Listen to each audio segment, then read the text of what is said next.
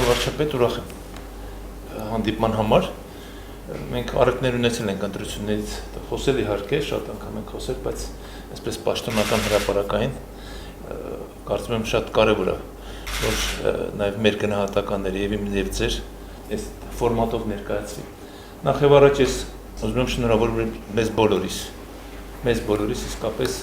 Հայաստանի Հանրապետությունում հերթական համապետական մակարդակով ժողովրդավարական ընտրությունների անցկացման կապակցությամբ,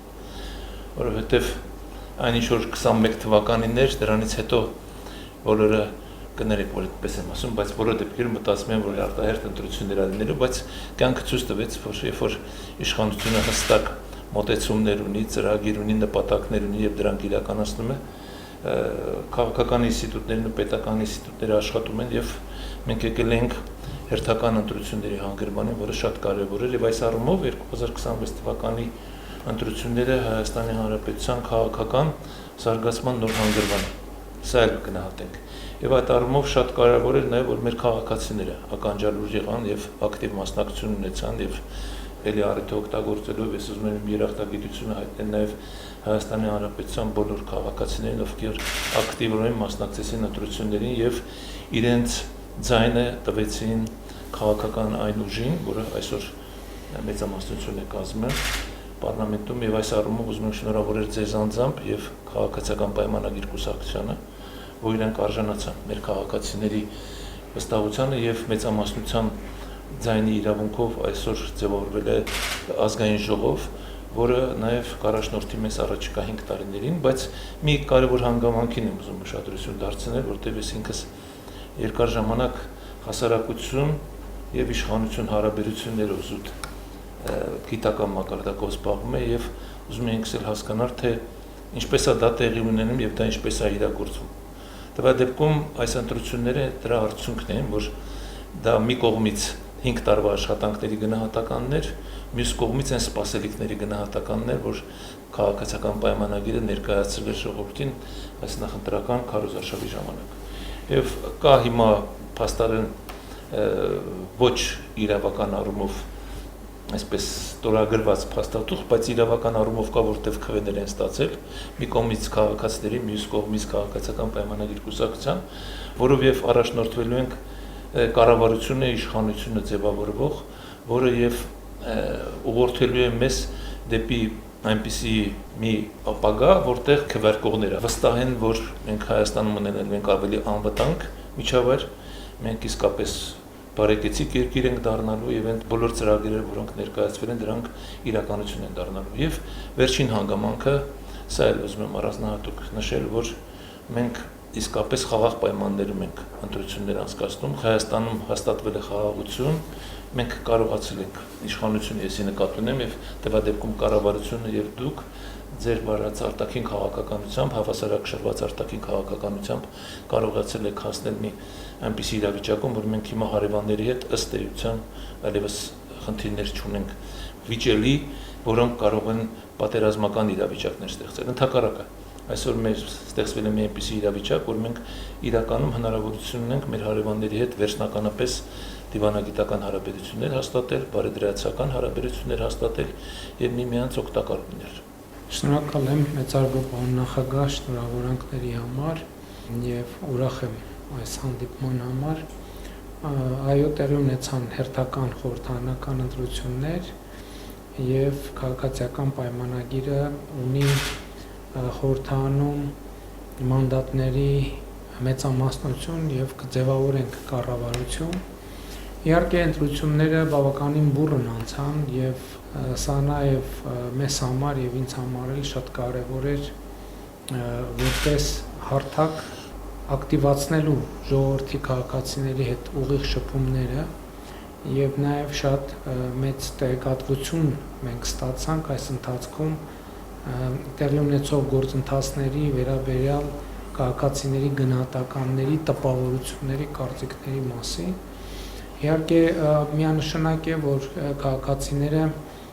պաշտպանում են խաղաղության օրակարգը եւ հաստատված խաղաղությունը էական դեր է ունեցել քաղաքացիների քվեարկության հարցում եւ իմ տպավորությամբ նաեւ իհարկե դպրոցաշինության ծրագրերը, մանկապարտեզաշինության ծրագրերը,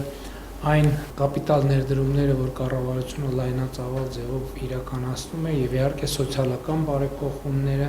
բայց իհարկե ընտրությունների արդյունքում մենք առերեսվել ենք նաեւ մի շարք խնդիրների,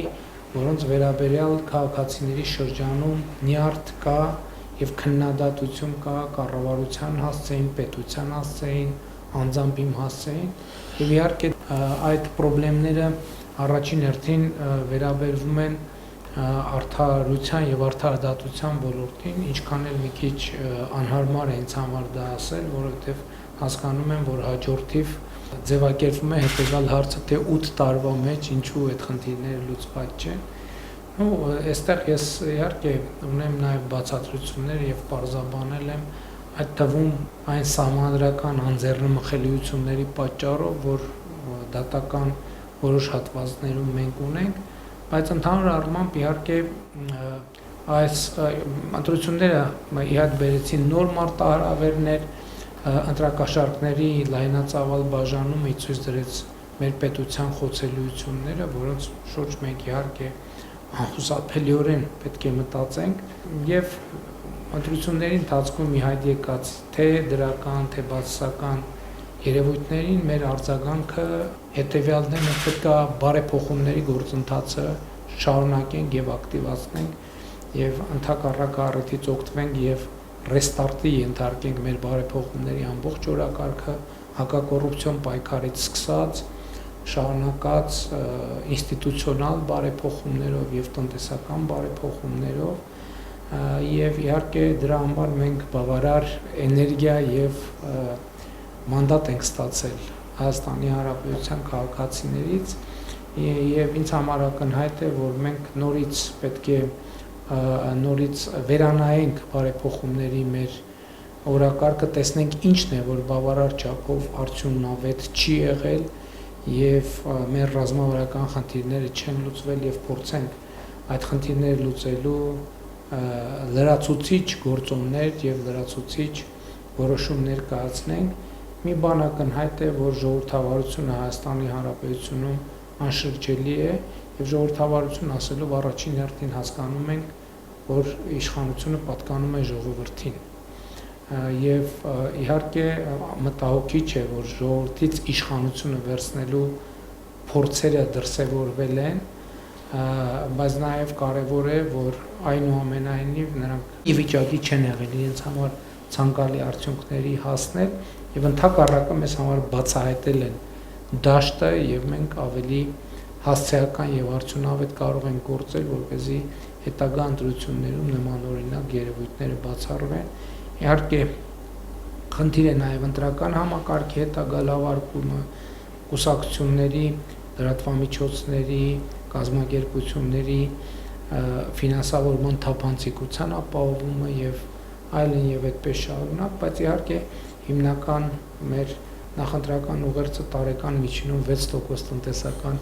աճ ապահովելն է եւ մենք պետք է դրա շուրջ աշխատենք եւ ճիշտ ասած դա իրատեսական եմ համարում նաեւ տեսնելով եւ զգալով Հայաստանի Հանրապետության քաղաքացիների տրամադրվածությունը աշխատելու եւ աշխատանքով բարեկեցություն ստեղծելու սեփական ընտանիքների եւ այսպիսով նաեւ երկրի պետության համար, ինչը իհարկե շատ կարևոր է եւ պետք է ասեմ, որ ընտրություններից հետո մենք տնտեսական ակտիվացում ենք նկատում, ինչը նշանակում է նաեւ, որ ընտրությունների արդյունքները նաեւ որոշակի ողջավորություն են բերել, չնայած նաեւ ընտրությունների ընթացքում գիտեք ՀԱՏՄ-ի հետ կապված որոշակի խնդիրներ առաջացան, բայց այնուամենայնիվ այնտեղ որտեղ առաջանում են խնդիրներ, այդ խնդիրները նաեւ նոր հնարավորություններ են բերում, այդ թվում բալանսավորված եւ բալանսավորման արտաքին քաղաքականությունը տրանսֆորմացնելու բալանսավորված եւ բալանսավորման տնտեսական քաղաքականությամբ, ինչի երևույթները տեսնում են, սա չի նշանակում, որ դժվարություններ չեն լինելու, ես կարծում եմ, որ դժվարությունը ընդհանրապես միշտ եւ ամեն օր գոյություն ունի, խնդիրն է նա, թե մենք ինչքանով ենք ի վիճակի կառավարել այդ դժվարությունները, ես համոզված եմ, որ կկառավարենք բարեհաջող, այդ թվում ձեր աջակցությամբ, եւ ուզում եմ նաեւ շնորհակալություն հայտնել նախորդող շրջանում ձեր աջակցության համար, կառավարության գործունեությանը եւ առաջիկայում իհարկե առիթ կունենանք խոսելու նոր ձևավորվող կառավարության մասին, նաեւ նոր ձևավորվող կառավարության ծրագիրը պետք է ընդունենք եւ իհարկե իրականացնենք։ Շնորհակալ եմ։ Շնորհակալություն։